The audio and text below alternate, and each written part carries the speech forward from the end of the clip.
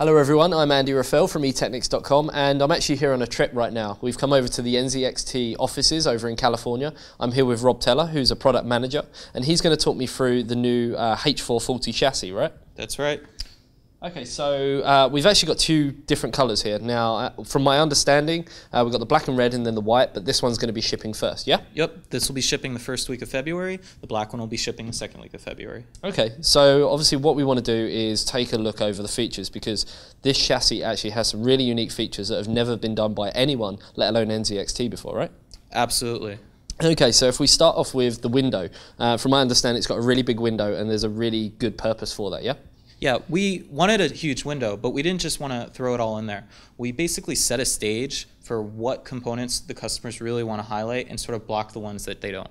Okay, yeah, that makes sense. So other features on the side as well is we've got thumb screws, which you might think, well, they're thumb screws, but they're actually attached, so you can't lose them, right? Yeah, that's right. On the side here, we have thumb screws with rubber grommets, so it doesn't scratch the paint, and the thumb screws stay attached to the side panel so you never lose them. Okay, and also on the side panel we've got some sound deadening. That's right. We're using the same material, sound deadening, that we're using in the H630, so it's super dense and it does a great job dampening the sound. Okay, so taking the side panel away, I think the best thing we can do is really start from the bottom because there's quite a unique feature at the bottom of the chassis with in regards to the power supply. Starting at the bottom, we have a power supply shroud. So we're one of the first manufacturers to embed the power supply shroud into the chassis. On top of the power supply shroud, we've gone and we've put two SSD brackets with cable management cutouts for the motherboard tray and the SSDs. We've also included a pretty neat cutout over here for the GPU so that you can waterfall your cables instead of wrapping them around the side. Okay, and if we move up from there, we can see that it looked like a bit of an illusion to start with, but the actual motherboard tray has got a slight sort of kink in it, like a slight sort of bend. What's the reasoning behind that? That's right. The area where we've put the rubber grommets for cable management, we've bent them about 45 degrees so that you can get a little bit extra cable management when you're running your very thick cables for the GPUs or for the 24 pin. And it just gives you a little bit extra cable management space and creates a channel for your cables to flow. Okay, so as we move further up the chassis, what other sort of unique features have we got towards the top? All right, so just moving up, we've pre-installed all the standoffs and we have a giant CPU cutout so that if you need to replace your cooler with an aftermarket one, it's very easy. We have a positioning standoff and all that sort of standard stuff. And then going up to the top, we have cable management cutouts if you want to do radiators or lots of fans. Oh, I'm glad that you actually mentioned radiator support. So what sort of support have we got in this chassis when it comes to custom loops? So on the top, you can fit a 280 radiator, which is 2x140s, or a 360, which is 3x120s. Okay, and obviously we've got another video where we've actually shown the evolution of this chassis, and it actually started off a lot smaller, and there was no sort of support for 360 on that, but you made it so this final product does have 360 support, right? Yeah, that's right. We started off, we didn't even have any water cooling support on the top, and so we've decided what was very important to our customers was to get those closed-loop coolers and get all those fancy water coolers up top. Okay, sounds good. So I think the best thing we can do now is to actually turn this chassis around so we can look from the other side and we can sort of see more of that kink in the motherboard tray and some of the other features. We've actually turned the case around now so we can have a look from the other side because obviously we spoke about some of the main sort of unique features of the motherboard tray, the cutout, but there's a few other sort of features on that side of the chassis. So once again, as Rob explained, we can actually undo this side panel and the thumb screws stay fully attached. Taking this off, we should be able to see that there's sound deadening, which is obviously huge. yeah, it's very important on the H440 that the case was absolutely silent. Yeah, so on this side, obviously, we've got the sound deadening, which pretty much takes up the whole panel, and hopefully, that's going to allow people to really get the very best out of their system in terms of noise and keeping performance at its optimum. So if we just put this down, can you explain a little bit about what we can see from this side? All right, so just going over the motherboard tray again, you can see we have absolutely tons of cable management cutouts and zip tie points. We've included a 10-port fan hub so that you can run all your fans and make them look very nice and keep the cable management very clean. We have that 45-degree bend in the motherboard tray, so you can sort of see that channel here to run your cables very easily. And the very unique thing about this case is the power supply goes in through the rear and not through the side, so you get all this area just for cable management space to make it look very clean. Okay, so obviously if you're using multiple GPUs and you're going to be using a lot of cables, whether it be a modular power supply or non-modular, you're going to have enough room to really sort of make it look pretty from this side that we can see, because obviously with the window, you want it to look the very best. And I'm guessing that's the whole idea behind that, right? Absolutely.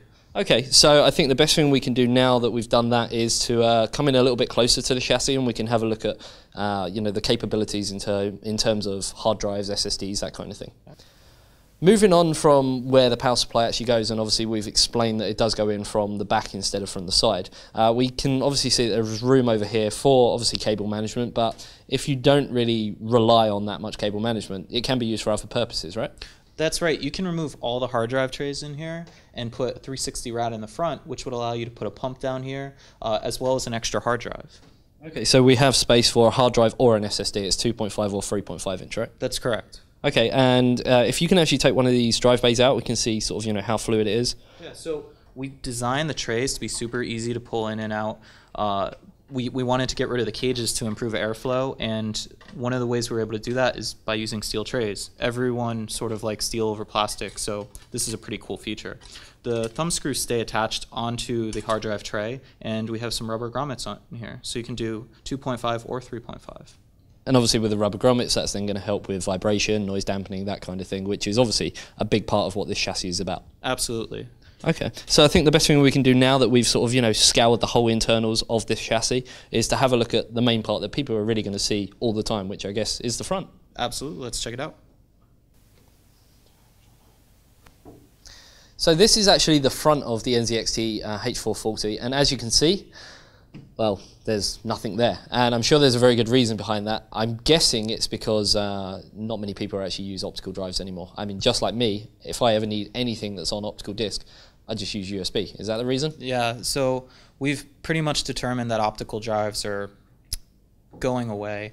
And so we've decided if we remove the optical cage, we can do a lot of cool things. And so we're able to improve water cooling support. We're able to space out the hard drives more for better airflow. And even on the side, you'll see that there are bigger vents so that the H440 got better airflow from the intake and the exhaust. Okay, and we have just sort of talked about something off camera in the fact that this whole chassis is pretty much made out of steel, right? Yeah, that's right. A lot of people see it in pictures and they just sort of assume, oh, well, the Phantom was plastic. This must be plastic too. But the top piece and the front piece and basically everything that's not matte black is made out of steel.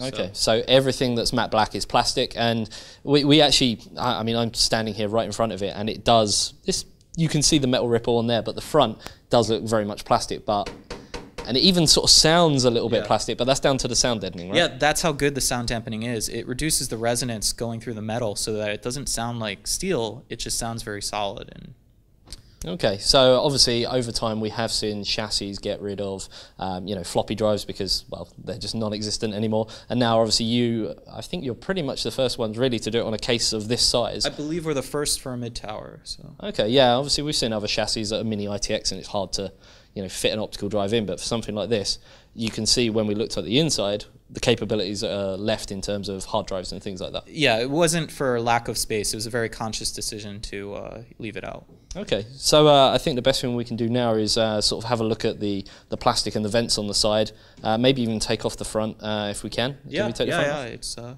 so the front's very easy to remove. There's a little hole on the bottom here for intake, and you sort of just grab it like a handle. On the inside of the panel, we have sound dampening, the same sound dampening that's across all the case. That's why it sounds very solid. The side intake here, you can see it stretches the entire height of the panel, so you get great intake, and then you get the intake from the bottom as well. But it's completely bare.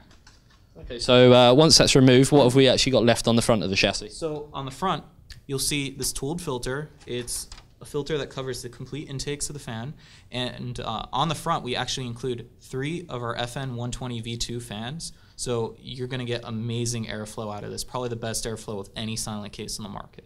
Okay, so I think really the only things that we've got left to look on this chassis are obviously the power buttons and what sort of connectors we've got, and then maybe have a quick look at the back. Sure.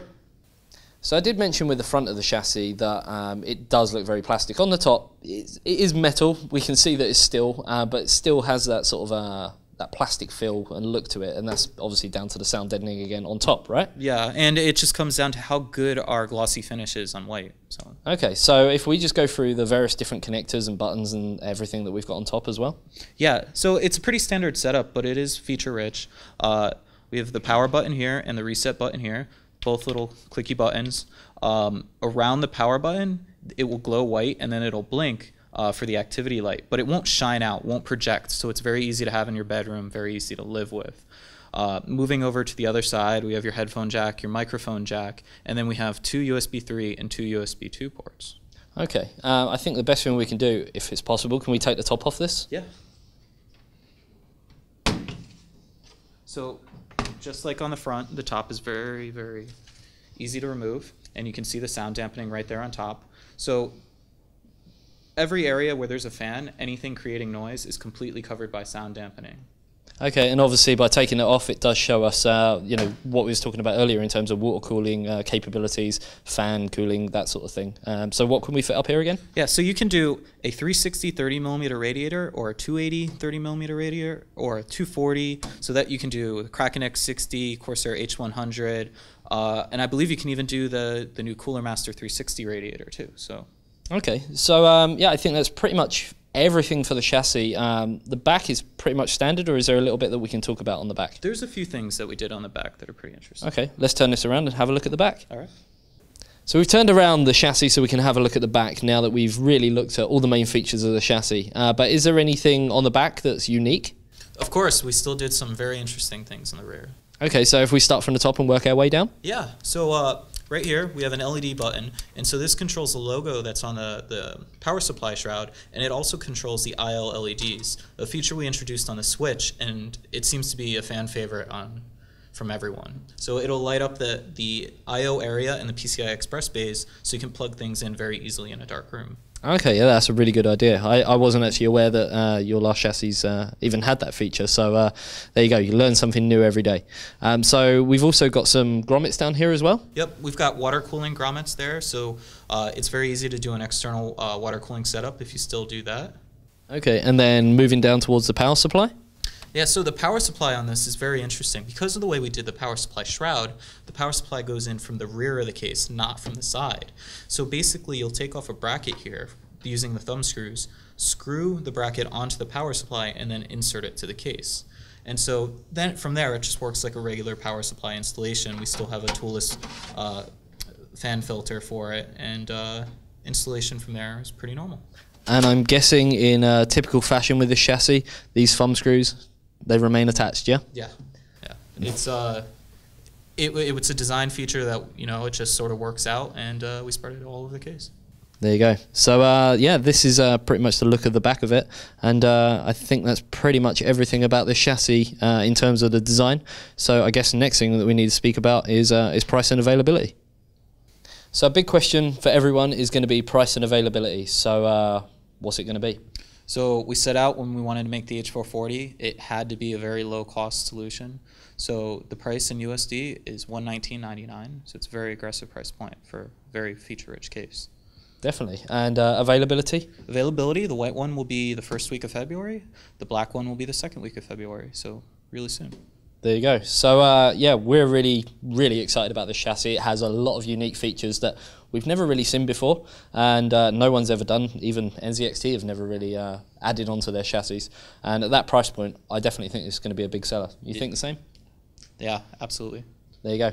I'm Andy from eTechnics.com, and I've been here with Rob from NZXT. Thank you very much for your time, and see you guys soon.